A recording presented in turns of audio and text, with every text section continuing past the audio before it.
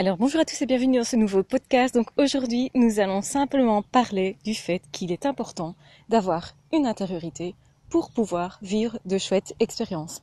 Ça veut dire quoi? Ça veut dire qu'on goûte l'expérience en fonction de qui nous sommes et beaucoup plus qu'on ne le pense. C'est-à-dire que quand on vit des expériences, on ne pense pas du tout que l'on va justement se raccorder à qui l'on est, à ce que l'on est, à ce qu'on attend éventuellement et comment surtout on peut goûter la chose.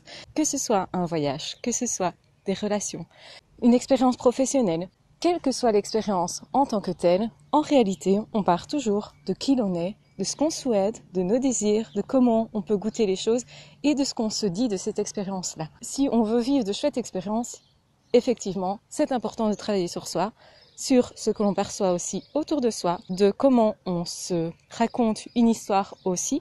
Donc en fait, la manière dont on va s'expliquer sa vie, dont on va la vivre, est vraiment importante puisque c'est comme ça que vous allez aussi améliorer vos expériences. Si quelque chose vous paraît être un défi et que vous vous dites quoi qu'il arrive j'apprendrai des choses, peut-être que je ne vais pas réussir mais quoi qu'il arrive j'en tirerai quelque chose de positif, le fait de se dire ça va modifier votre expérience.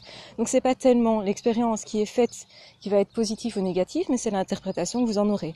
C'est la manière dont vous allez effectivement en tirer quelque chose. Et souvent, on le décide. Si on décide effectivement qu'on va tirer quelque chose de cette expérience, qu'on va en faire quelque chose de positif, eh bien en fait, ça devient possible. Ça va devenir quelque chose qu'on va aussi transformer. Et effectivement, on ne peut pas être amoureux sans se faire intervenir dans l'équation. Donc c'est-à-dire qu'on part toujours de soi. On ne peut pas réaliser un voyage sans effectivement se faire intervenir dans le voyage. Et c'est bien pour ça qu'il y a des personnes qui vont courir derrière le paraître, le faire, etc. Faire un voyage pour avoir l'impression d'être quelqu'un.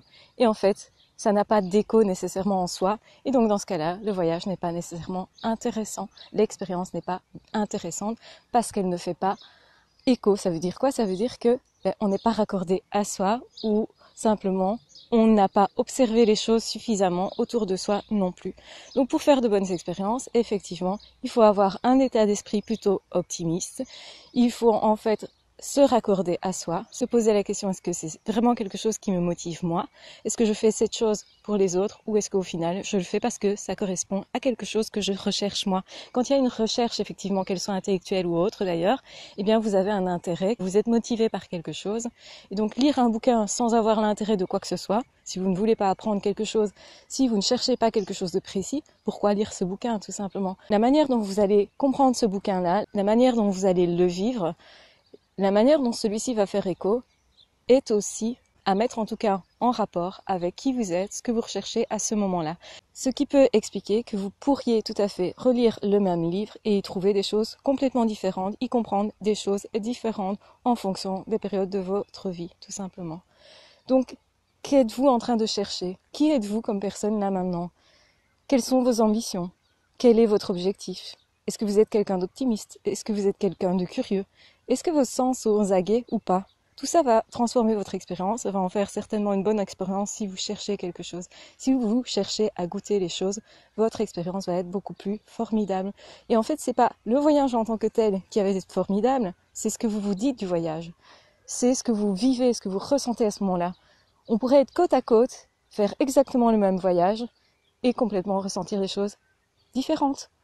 Et ça explique beaucoup de choses. Ça explique qu'effectivement, on peut être amoureux d'une personne, mais pas nécessairement le vivre de la même façon que la personne en face de nous. Donc quelque part, effectivement, on part de soi, on vit les choses à l'intérieur de soi.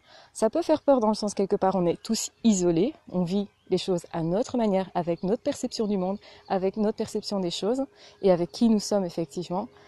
Mais en même temps, on peut aussi chaque fois transformer tout ce que nous avons vécu pour en tirer quelque chose de positif. Donc moi je vous le répète, soyez positifs parce que c'est important, effectivement. Donc sans intériorité, on ne peut pas goûter les choses. Et c'est bien souvent ce qui manque aux personnes qui ne font que faire, justement, qui ne sont pas réellement quelqu'un. D'où l'importance d'être quelqu'un. Voilà. Surtout prenez soin de vous. On se retrouve très vite dans d'autres vidéos ou dans d'autres podcasts. À ciao, bye bye.